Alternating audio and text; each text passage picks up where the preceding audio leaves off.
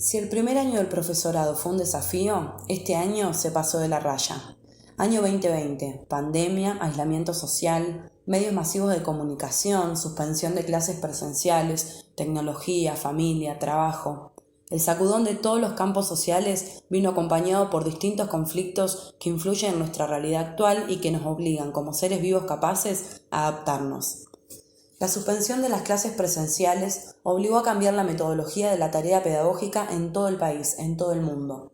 En este escenario, la revalorización de la escuela y sus múltiples funciones que exceden la tarea educativa puso en relieve que la tecnología puede contribuir a cubrir algunos de sus roles, pero hay otros en el que el acompañamiento docente es clave. Y así fue.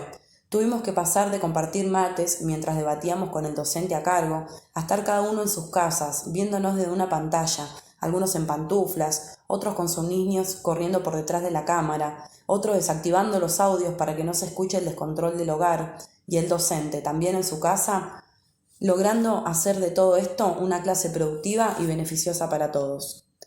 Esta fue la realidad de los alumnos y los docentes, esta fue la realidad de nuestro campo educativo. Nos vamos a basar en conceptos desarrollados por Pierre Bourdieu para hablar de los diferentes campos, pero desde una base formal, considerando su teoría como punto de partida. El campo es el concepto global como espacio de juego históricamente determinado en el cual los participantes, los agentes, luchan entre sí. Estos agentes tienen posiciones que ocupan dentro de este campo social. En esta posición se establece una lucha por un capital simbólico, especie de capital que le otorga legitimidad a aquella persona o agente que lo posee. Campo laboral, campo educativo, científico, lingüístico. De acuerdo al lugar que ocupan, van adoptando diferentes conductas, diferentes valores e ideales a las que Bourdieu denominó hábitus. Este concepto vincula por un lado lo objetivo y por otro lado lo subjetivo, que es la percepción que tenemos de dicho campo. En nuestro campo educativo, nosotros y los docentes somos los participantes del juego. Al respecto, Trilla, en Ensayo sobre la escuela, expresa: la escuela está formada por dos totalidades, las de quienes van a aprender y las de quienes van a enseñar. Tanta separación no es estrictamente necesaria, pero sí lo es la distinción de roles. Si bien es verdad que cada uno es más o menos maestro y más o menos discípulo, se llamará maestro a aquel que da más de lo que recibe, y discípulo a aquel que recibe más de lo que da. Es el discípulo quien hace al maestro, y es el maestro quien hace al discípulo. A pesar de esta realidad tan distinta a cualquier otra etapa de la historia, de las escuelas, de la educación, lo que nos aporta Trilla es y será así. La virtualidad no pudo reprimir estas idas y vueltas entre nosotros, los alumnos y nuestros docentes. Sí, costó coincidir entre todos para tener una clase, pero fueron muchas las herramientas que se nos brindó para poder avanzar. Una de ellas, y casi la más importante, fue la confianza. Más allá de no poder conocernos en persona, la confianza se sintió. Voy a recurrir a la conceptualización de confianza expresada por Laurence Cornu en su libro La confianza en las relaciones pedagógicas. La denomina como hipótesis sobre la conducta futura del otro. Es una actitud que concierne el futuro, en la medida en que este futuro depende de la acción de un otro.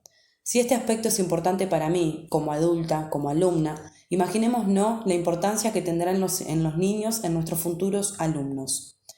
Los niños aprenden o suponen que confiar en un adulto es algo bueno y lo hacen automáticamente. En el caso de los maestros, debemos tomar la responsabilidad de esta confianza depositada en nosotros, por lo mismo confiar en ellos. No limitarlos, hacer que ellos se sientan seguros de sí mismos y no pierdan la fe en sus propias capacidades. Según Cornu, la confianza que se deposita en el niño representa para los dos, el alumno y el maestro, una liberación común. Algo que va a ir liberando al adulto progresivamente de la preocupación que presenta para él el cuidado del niño. Ahora bien, estuvimos hablando del niño, de los niños, de las niñas. ¿Qué significa este concepto? ¿Nos pusimos alguna vez a pensar en esto? ¿Cómo debe ser una niña? ¿Cómo debe ser un niño? Nuestras respuestas deben ser cuidadosas. Aquellas que se refieran a la dependencia o a la heterogeneidad, lo único que provocarán son limitaciones. ¿A qué me refiero? Nuestra idealización acerca de lo que es o no es, cómo debe ser o cómo no debe ser un niño o una niña, limita sus conductas, sus personalidades. La niñez es una categoría singular de una determinada época histórica. y la infancia es el conjunto de atributos que se le asigna a esta categoría social. Vaquero plantea cómo se arrastran estas ideas de infancia dentro de la escuela y cómo la escuela debería reproducir este modelo de infancia. Nosotros como futuros docentes debemos de una vez por todas terminar con estas construcciones y entender que son conductas humanas, más allá de cualquier género, que el sexo no determina las capacidades y mucho menos las capacidades cognitivas.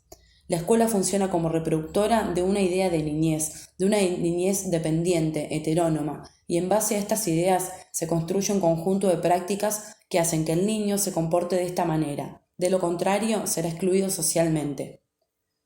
Vaquero describe que la infancia es una pesadilla que la modernidad ha construido pacientemente. Muy duro lo que dice Vaquero, ¿no? Pues sí, y es real. Somos nosotros, los adultos, quienes debemos romper con esto. No será fácil, pero tampoco imposible. A modo de conclusión, considero que esta cátedra nos invita a la reflexión sobre el comportamiento humano en situaciones educativas y por qué no fuera de este ámbito, afectado y condicionado directa o indirectamente por el entorno, la sociedad, las instituciones, la cultura, el otro, a cómo nuestro comportamiento construido a partir de procesos psicológicos recaerá de manera positiva o negativa sobre el aprendizaje de nuestros alumnos. Los que tenemos niños cerca, ¿pudimos notar cambios en sus conductas en esta época de pandemia? Sí, claro, a esto nos referimos. El comportamiento, una vez más, nos muestra cómo está condicionado y afectado de alguna manera por nuestro entorno social. Generemos empatía. No todo sucede como acostumbramos, como esperamos, como lo deseamos. Tal vez la pandemia nos haya servido para esto.